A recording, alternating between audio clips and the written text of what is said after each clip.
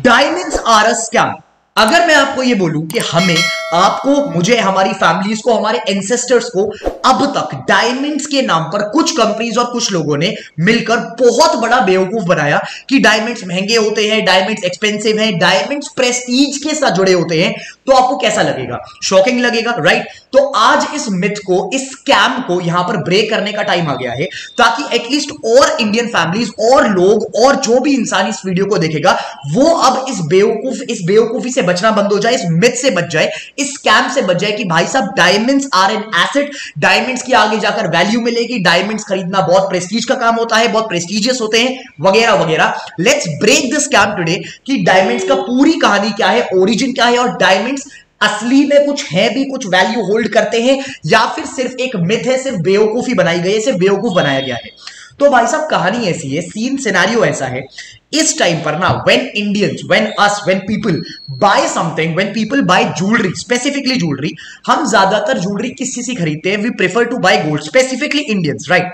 हम गोल्ड में इसलिए इन्वेस्ट करते हैं, एक तो भाई साहब ज्वेलरी आ गई, जो घर पे फीमेल्स हैं वो खुश, right? We always prefer to gift them कि भाई साहब चलो अपनी वाइफ है, अपना पार्टनर है, अपनी सिस्टर है, अपनी मदर है, उनको एक ज्वेलरी का कुछ एक ऑर्नामेंट देंगे, कोई ज्वेलरी देंगे गोल्ड की, तो भाई साहब वो तो वैसे ही अच्छी बात है।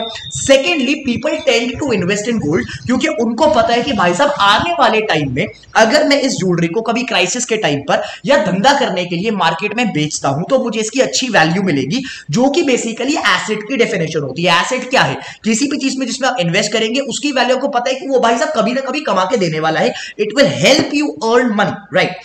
हम जब ज्वेलरी खरीदते हैं इस टाइम पर ज्यादातर लोग गोल्ड खरीद रहे हैं, लेकिन गोल्ड के साथ साथ रिसेंटली कुछ इयर्स में डायमंड्स का काफी ज्यादा बूम शुरू हो गया। और बूम हमें नहीं पता कैसे क्रिएट हुआ, किसने ये बूम क्रिएट करा, तनिष्क के ऐड से हुआ, टाटा के ऐड से हुआ, कैसे हमें ये मार्केट में बेवकूफ बनाया गया और इस बात पर सोचने में मजबूर करा गया कि diamonds are also as valuable as gold. Gold से बल्कि एज वैल्यूएबल छोड़, हमें तो मार्केट में ये बोला गया भाई साहब कि गोल्ड जितने हैं उससे एक लेवल पर डायमंड्स का है, पर ये बोला किसने? क्या ये एक्चुअली फैक्ट है? Let's test it out, okay?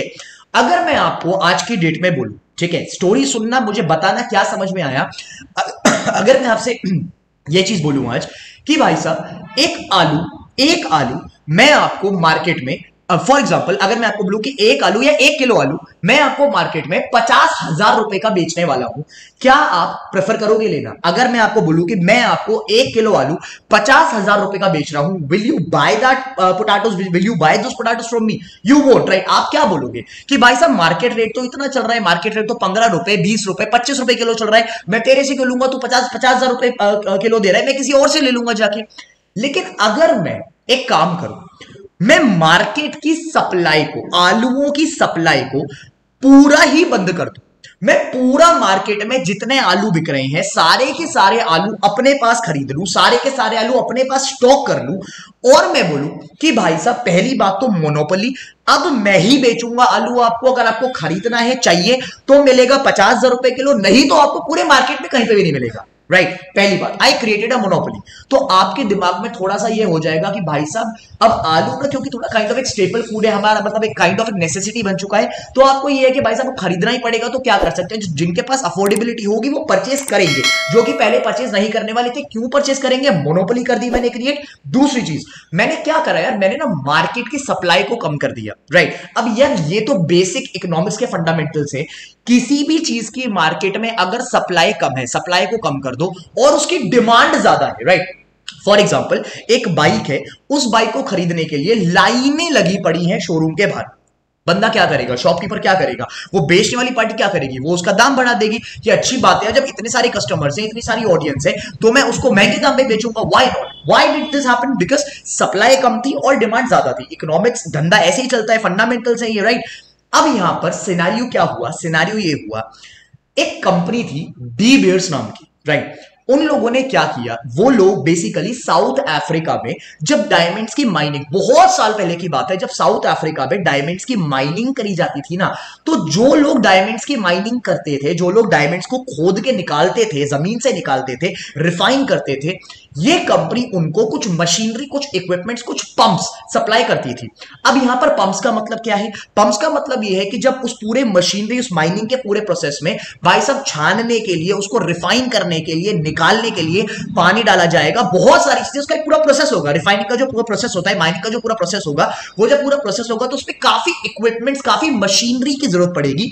तो डी बेयर्स नाम की एक कंपनी डायमंड के माइनर्स को साउथ अफ्रीका में ये मशीनें प्रोवाइड करती थी, ये इक्विपमेंट्स, ये पंप्स प्रोवाइड करती थी। कंपनी को कुछ टाइम में यह समझ में आया कि यार हम तो गलत धंधे में हैं, असली धंधा तो डायमंड्स में है, क्यों ना एक काम करा जाए, हम लोग जिस माइनिंग जहां पर माइनिंग हो रही है, जो मर्चेंट्स माइनिंग कर रहे हैं, इस टाइम पर हम उनको मशीनरी दे रहे हैं, राइट, हम इक्विपमेंट्स दे रहे हैं, हम पंप्स दे रहे हैं, क्यों ना हम वो माइन ही खरीद लें ताकि डायमंड के धंधे में हम खुद ऑपरेट कर सके, राइट।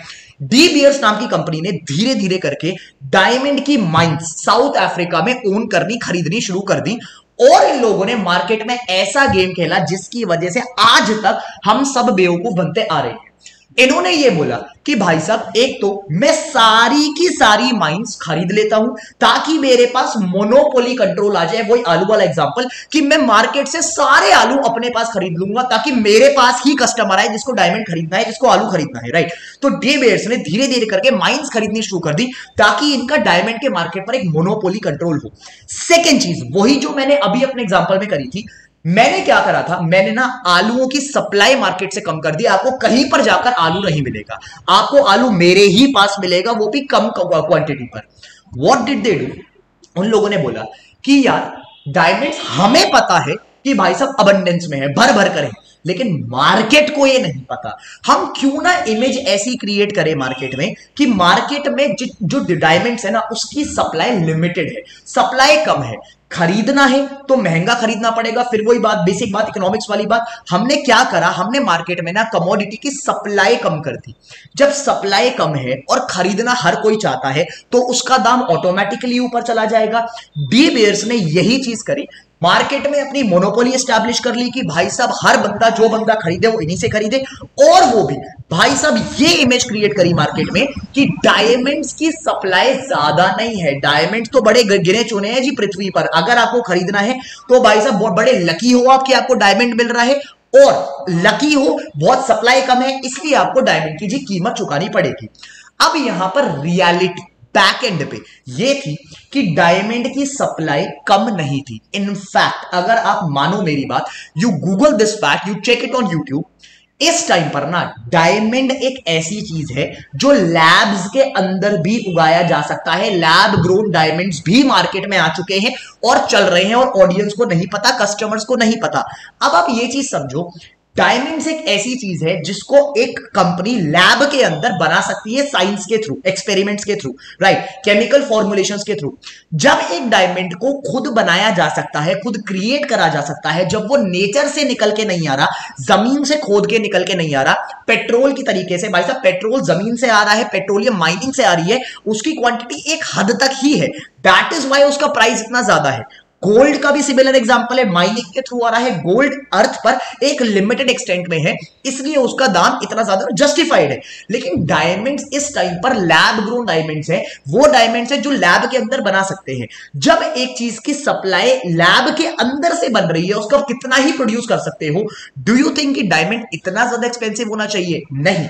बैक एंड पे हुआ क्या, डी बियर्स ने एक बहुत तगड़ा गेम खेला और इन लोगों ने मोनोपोली कंट्रोल कर लिया, सप्लाई कम कर दी। अब इन लोगों ने एक दिमाग में, हमारे दिमाग में एक इस तरीके की इमेज बनाई कि भाई साहब diamonds are related to prestige, diamonds are related to women, diamonds are related to love, diamonds are related to affection, diamonds का मतलब होता है फॉरएवर। आपने कितनी बार ये फ्रेज सुना है, डायमंड्स आर फॉर फॉरएवर। भाई साहब ये किसने बनाया, हु सेड दिस?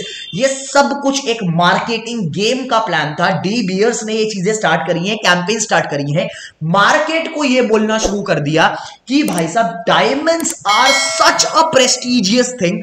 अगर आपके पास एक डायमंड है ना तो मतलब आप तो बड़ी क्लास में बिलोंग करते हो। अगर आपके पास एक डायमंड है ना तो मतलब आपका प्यार बहुत ज्यादा स्ट्रांग है। अगर आप एक बड़ा डायमंड, अगर आप एक बड़े डायमंड की एंगेजमेंट रिंग अपने पार्टनर को गिफ्ट करोगे ना, मतलब you love your partner to that much extent.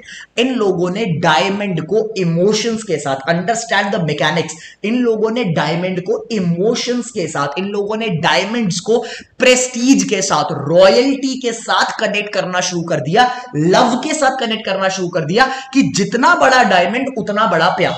तो भाई साहब हुआ क्या, मार्केट में ना लोगों के इमोशंस, साइकोलॉजी उसी हिसाब से बदलनी शुरू हो गई। लोगों को यह लगने लगा कि वाकई में जितना बड़ा डायमंड उतना ज्यादा प्यार, जितना बड़ा डायमंड उतनी ज्यादा फैमिली रॉयल है, जितना बड़ा डायमंड उतनी ज्यादा फैमिली के पास पैसा है। ये एक शो करने का, शो ऑफ करने का जरिया बन गया। ये एक्चुअली में सब कुछ झूठ था, क्योंकि डायमंड्स की सप्लाई कभी कम थी ही नहीं। डायमंड्स इस टाइम पर लैब्स में उगाए जाते हैं।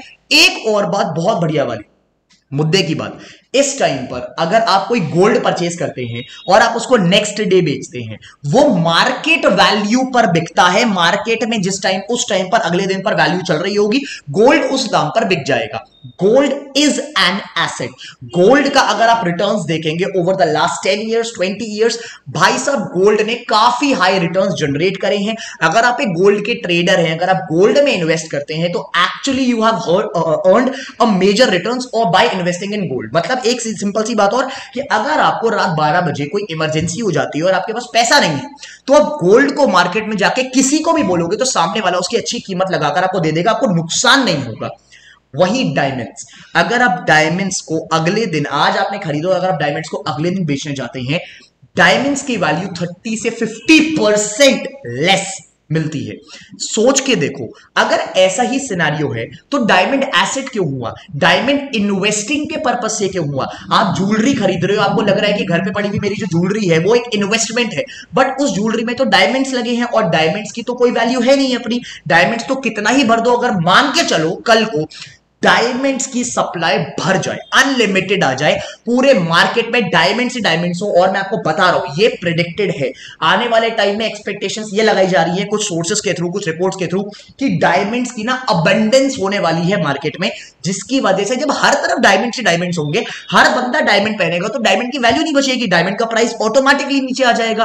पॉइंट ये है यार, diamonds are actually a scam. People consider investing diamond, जब वो डायमंड को खरीद रहे होते हैं, people think that they are actually buying value, they are actually buying love, they are actually buying royalty।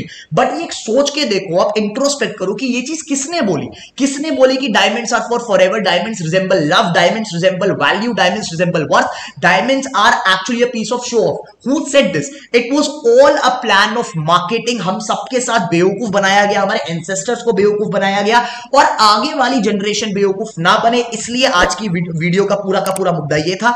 कुल मिलाकर ये है बात यार कि डायमंड्स की ना जो पूरी सप्लाई है इस टाइम पर, ये जो कंपनीज है ना, जितने भी डायमंड्स, जितने भी ज्वेलर्स हैं जो मार्केट में ऑपरेट कर रहे हैं, इन सबको पता है। आप चेक करिए, you check out the reports, lot of merchants have actually committed this thing, they have actually agreed on this thing कि डायमंड्स की सप्लाई लिमिटेड नहीं है।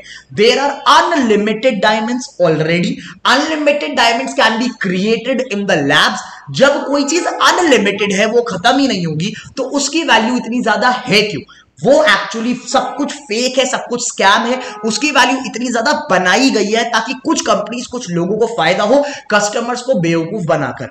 आज के बाद आप जब भी ज्वेलरी खरीदें तो 2 बार सोचना कि ज्वेलरी प्योर गोल्ड की है या फिर उसमें डायमंड है, क्योंकि अगर उस ज्वेलरी में डायमंड है तो बेटा वो वर्थ तो है, वो आपको लग तो रहा है कि वो पार्टनर को पसंद आएगा, ये है वो, लेकिन वो सब कुछ बेवकूफ बनाया गया है। That is not an investment, that is not an asset. If you actually want to buy jewellery, go for gold, pure gold, ताकि आपको उसका एटलीस्ट वर्थ मिले आने वाले टाइम में, उसके रिटर्न्स मिले आने वाले टाइम में। कभी अगर आपकी फैमिली प्रॉब्लम में होती है, आप उस गोल्ड को बेचकर पैसा निकाल सकते हो, जो कि डायमंड के केस में नहीं है। ये पूरा का पूरा एक स्कैम था बड़े लेवल पर, जो आज तक चला हुआ आ रहा है। प्लीज बी अवेयर कि भाई साहब डायमंड्स एसेट नहीं है, इन्वेस्टमेंट नहीं है, ये एक बेवकूफ बनाने का जरिया था। और लोगों तक ये इंफॉर्मेशन फैलाइए, अपनी फैमिली तक इंफॉर्मेशन फैलाइए, फ्रेंड्स तक इंफॉर्मेशन फैलाइए कि डायमंड्स में इन्वेस्ट ना करें। ये कुल मिलाकर एक पूरा का पूरा कॉन्स्पिरेसी का पार्ट था, और आने वाले टाइम में डायमंड्स की सप्लाई रिपोर्ट्स के हिसाब से अनलिमिटेड होने वाली है। इतनी ज्यादा होने वाली है कि हर दूसरे तीसरे बंदे के पास डायमंड होगा, तो ऑटोमेटिकली उसकी वैल्यू, उसकी वर्थ इतनी ज्यादा नहीं रहेगी। If you like this video, please drop a comment, make sure to subscribe to the channel, like the video, comment करके मुझे बताना अपना ओपिनियन कि आपको आज तक क्या लगता था डायमंड्स के पूरे पर्सपेक्टिव में, और क्या आप अब डायमंड्स में इन्वेस्ट करना पसंद करेंगे। Do comment and let me know.